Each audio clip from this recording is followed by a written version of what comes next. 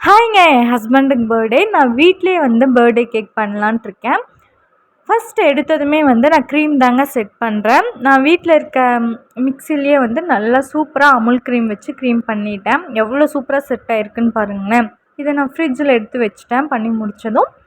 Next cake பண்ண start பண்ணிட்டேங்க. Try items எல்லாம் எடுத்து நல்லா சலிச்சு வச்சுட்டேன். கேக் பேனில் வந்து நான் ஊற்றிட்டேன் ரெடி பண்ண பேட்டரை. நான் வந்து 5 இன்ச் பேனில் தான் வந்து ரெடி பண்ணுறேன். ஃபஸ்ட்டு பண்ணுறனால அளவாகவே பண்ணலான்னு சொல்லி சின்ன கேக்காக தாங்க பண்ணுறேன். ஆனால் சூப்பராகவே வந்துருந்துச்சு. வாங்க எப்படி பண்ணியிருக்கேன்னு பார்க்கலாம். மிச்சமான பேட்டர் வந்து நான் வேஸ்ட் பண்ணாமல் கப் கேக் மோல்டில் ஊற்றி வச்சிட்டேங்க. கப் கேக்காக ரெடி பண்ணிக்கலாம் அப்படின்னு சொல்லிட்டு. நார்மல் கேக் போக எனக்கு எக்ஸ்ட்ரா 6 கப் கேக்கும் கிடச்சிது. இந்த ரெண்டையுமே வந்து நான் அவனில் பேக் பண்ணி எடுத்துக்கிட்டேன். இந்த பேக்கிங் டைமுக்குள்ளே நான் வந்து சாக்லேட் கேனாஷ் வந்து பண்ணிடலான்னு சொல்லி அதையும் ரெடி பண்ணிகிட்டு இருந்தேங்க. அதுக்காக வந்து நான் அமுல் க்ரீமும் டார்க் சாக்லேட் ரெண்டுமே எடுத்திருந்தேன். நான் இது கூடவே மில்க் சாக்லேட்டுமே மிக்ஸ் பண்ணியிருக்கேங்க. டார்க் சாக்லேட் கூட நீங்கள் ஏதோ ஒரு சாக்லேட் வேணுனாலும் கூட நீங்கள் எடுத்துக்கலாம். இதோட ரெசிபீஸ்லாம் நான் ஆட் பண்ணல. நெக்ஸ்ட் வீடியோவில் கண்டிப்பாக நான் எப்படி செஞ்சேன் அப்படின்னு சொல்லி உங்களுக்கு சொல்கிறேன். அப்படியே சைட்லேயே கேக் எந்த அளவுக்கு பேக் ஆகிருக்கு அப்படின்னு சொல்லியும் செக் பண்ணிக்கிட்டேன். விட்டோன்னா கருகிருமா அப்படின்னு சொல்லி ஒரு பயமும் இருந்துச்சு. சாக்லேட் கேனாஷுமே சூப்பராக ரெடி ஆயிடுச்சுங்க.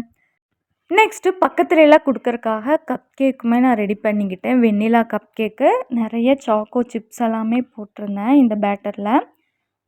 எனக்கு கப் கேக் மோல்டு வந்து 6 தாங்க இருந்துச்சு. எனக்கு நிறைய கப் கேக் வேணுங்கிறனால பேப்பர் காஃபி கப் இருக்கும் பாருங்கள், அதை எடுத்துக்கிட்டு நான் கப் கேக் லைனர் அதுக்குள்ளே வச்சு நான் வந்து பேட்டரை ஊற்றிக்கிட்டேன். அதுக்கு மேலே சாக்லேட் கெனாஷ் வச்சு டெக்கரேட் பண்ணியும் நான் வந்து பேக் பண்ணி எடுத்துக்கிட்டேங்க.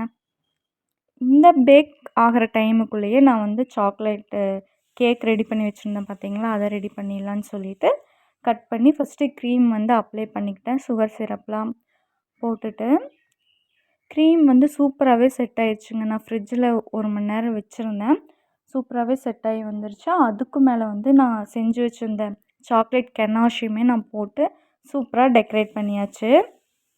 கேக் வந்து சூப்பராக அவ்வளோ சாஃப்டாக வந்துருந்துச்சுங்க. இந்த ஃபுல்லாக இந்த சாக்லேட் கெனாஷ் உள்ளே இருக்க க்ரீம் அது கூட சேர்ந்து சாப்பிடும்போது அவ்வளோ செம்மையாக சூப்பராகவே இருந்துச்சு. நான் ஃபஸ்ட் டைம் பண்ண மாதிரியே எனக்கு தெரியல. என் ஹஸ்பண்டுக்குமே ரொம்ப பிடிச்சிருந்துச்சு. இந்த கேக் மேலேயே நான் குட்டியாக இது மாதிரி நோட்ஸ் எல்லாம் எழுதி மேலே க்யூட்டாக டெக்கரேட் பண்ணி கொடுத்துருந்தேன். அவருக்கு ரொம்பவே பிடிச்சிருந்துச்சு. வாங்கி தரது வரை ஸ்பெஷலாக நான் செஞ்சு கொடுத்துருந்தேன் அப்படிங்கிற ஒரு ஹாப்பினஸ் எனக்குள்ளே இருந்துச்சு. கப் கேக்குமே ரெடி ஆயிடுச்சுங்க. ஆறுனதும் உள்ளே இருக்க நம்ம லைனர் மட்டும் தனியாக எடுத்துக்கலாம்.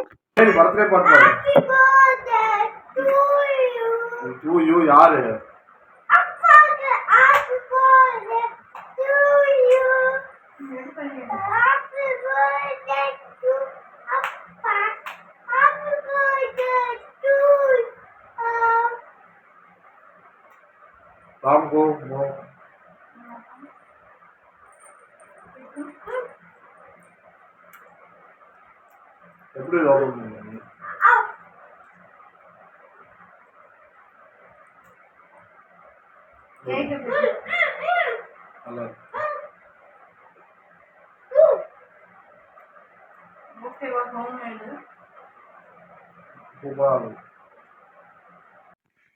இப்படி தாங்க சூப்பராக எங்கள் பர்த்டேவை கேக் கட் பண்ணி செலிப்ரேட் பண்ணோம். என் ஹஸ்பண்டுக்கு கேக் ரொம்ப பிடிச்சிருந்துச்சு.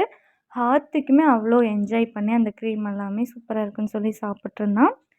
நீங்களும் இது மாதிரி வீட்டிலே கேக் பண்ணி உங்கள் பர்த்டேவை செலிப்ரேட் பண்ணுங்கள்.